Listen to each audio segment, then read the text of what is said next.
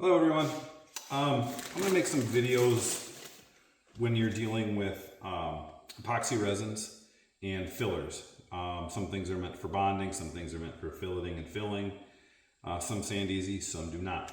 So when I first started out in this probably 8 years ago, I'm mainly into building campers, and I just recently started a small company called Dead Reckoning Campers, where I'm building some small truck bed campers.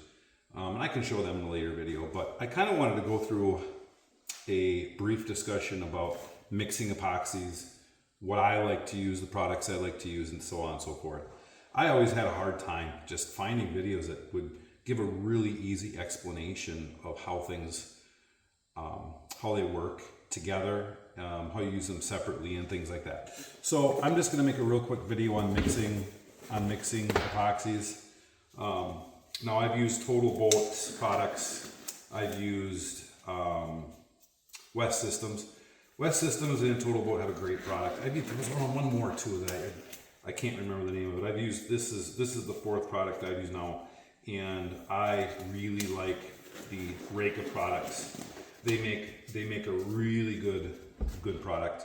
I mostly use it for bonding foam together and for wetting out fiberglass cloth. Fiberglass cloth I actually get right from Reka products. It's a really good product. It wets out really well. Doesn't trap a lot of air bubbles, and it bends around corners really nicely, and it's really easy to work with. And I'll be showing that in a later video when I work with that. But basically, the Reka products are a 2-to-1. So you're going to start out, and I'm mixing a small batch for what I'm doing right now. So I'm going to start off with a 1/4 cup of the actual resin, which I'm using a low viscosity, which is a real thin product. And everything, like room temperatures can affect the thickness of your epoxy also. And I've already pre-warmed this because I'm working in Wisconsin, where the temperatures right now are around 60 degrees, and they're a little cool. So you want to make sure that your product is between 70 and 80 degrees. I like to start off on the low end because it gives you more pot life. And pot life is something that depends greatly on the hardener you use. And there's several different types of hardeners you can get. This is a non-blushing hardener, which is a slow hardener. If you want to go up to a medium or a fast or a tropical hardener, those hardeners, well, the tropical hardener is a slow hardener also, but that's a very slow hardener, I believe anyway. I've never used it. But like say the medium hardener, that's gonna shorten your pot life. And I mostly use a medium for a real quick bonding together, where it sets up faster, especially in the cooler temperatures. I like to use a medium hardener, but for what I'm doing today, I like to use a non-blushing hardener. Now the non-blushing hardener, you really don't have any problems with a mean blush. And a mean blush is a byproduct of the epoxy curing, and it gives like a waxy, greasy film over the top of the epoxy, which needs to be washed off. And it just creates an extra step. Yes, this is more expensive, but it cuts out a lot of time. And it's really worked well for me, and I've never had any problems with blushing, obviously. So with this, it's a 2-to-1, so I'm mixing a 1/4 cup and then an 1/8 cup of the hardener. And you like to try to get them as close as you can.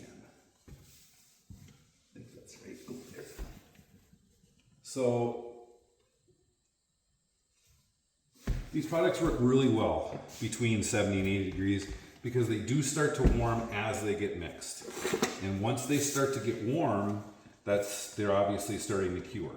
So you need to be very, I don't know what word I'm looking for. You need to be aware of how fast they're curing and how much time you have it. I've always found it's better to work with small batches of epoxy rather than large batches, so you don't lose it. Because if it sits in the mixing cup too long, it will get really warm and cure very fast.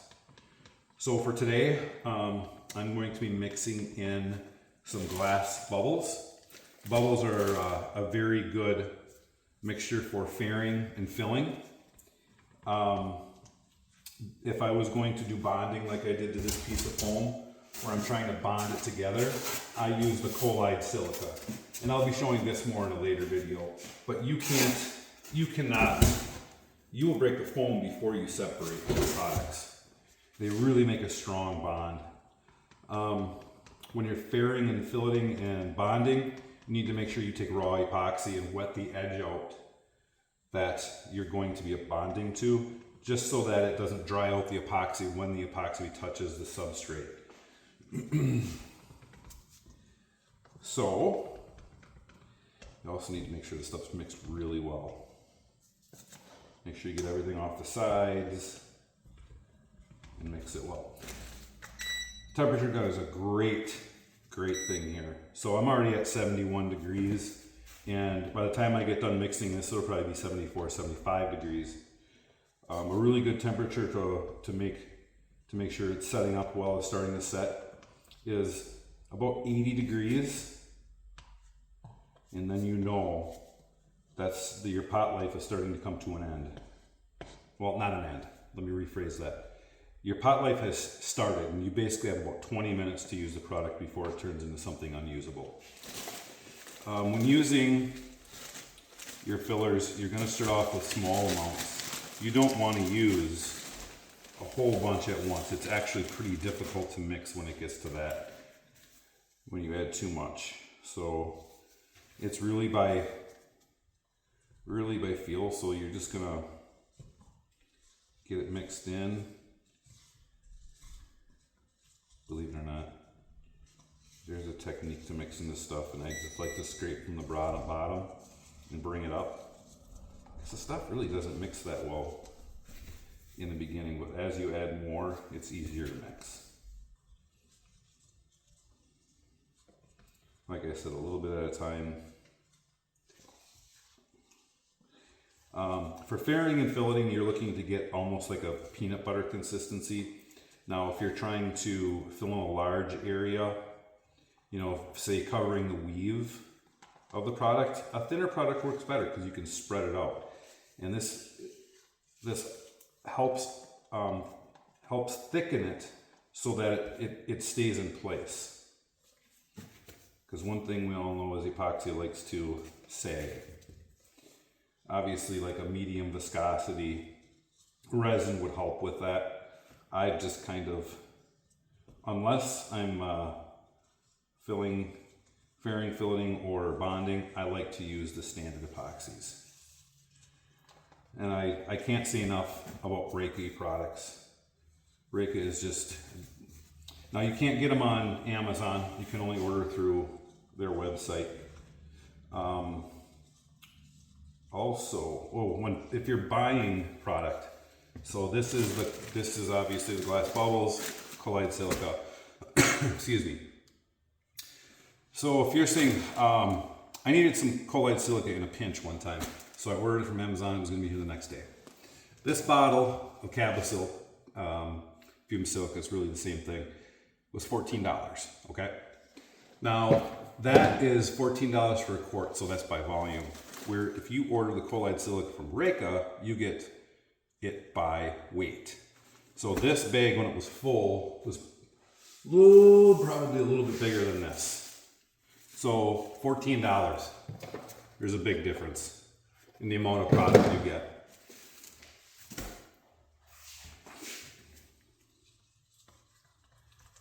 Keep mixing. And keep in mind, this is starting to warm already, but you do have plenty of time to work with it. Small batches works the best.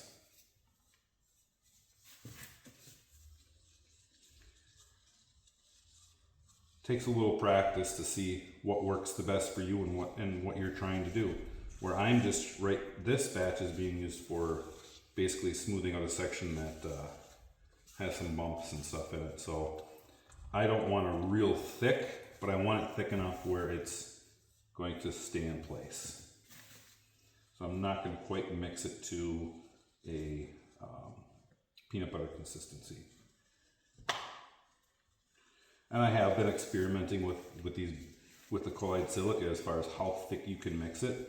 And when I built that piece, it was very thick, almost to the point where I didn't know if it was gonna bond, but believe me, it did. And the nice thing about mixing them thicker is that they don't sag when you put it in the joint, which is fantastic. Want to make sure you're, when using foam also, you want to make sure that you sand the surface very well. I use a 60 grit. And I'll start off with a palm sander and go over it real lightly to get rid of the outside. And then I'll finish with a sanding block, a 60 grit sanding block.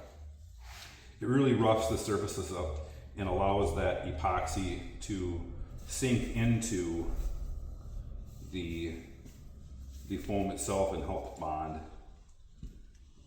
I've done a lot of experimenting with this, and you really need to make sure you have a good rough surface in order for the stuff to bond well. The less, if you did not sand the foam, you would run into bonding issues because there's some type of finish, and it's almost like a clear coat on it that you need to have removed. Now this is getting thicker, but it's not quite the consistency I'm looking for yet. So you just keep on mixing little by little.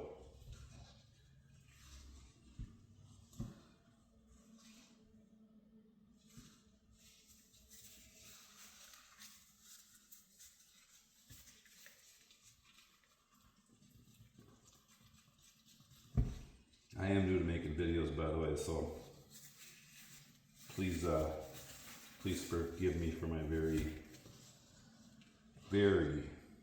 newbie type feel. A little bit more in here and I'm gonna be good. Also, let me know what you think of the videos. Let me know if you want something specific that I can help you out with. A different type of video. I know there's a lot of people out there. I remember many sites that deal with epoxy, and it seems some people are afraid to use it, which I can understand. It's a little intimidating because it's a very forgiving product, but at the same time, you kind of need to know a few tips and tricks on how to do it. And this is the consistency I'm looking for today, where it's runny, but not overly runny. Now, if you were filleting and filling, you'd want it a little thicker, so you'd have to add more. Anyway, see you next time.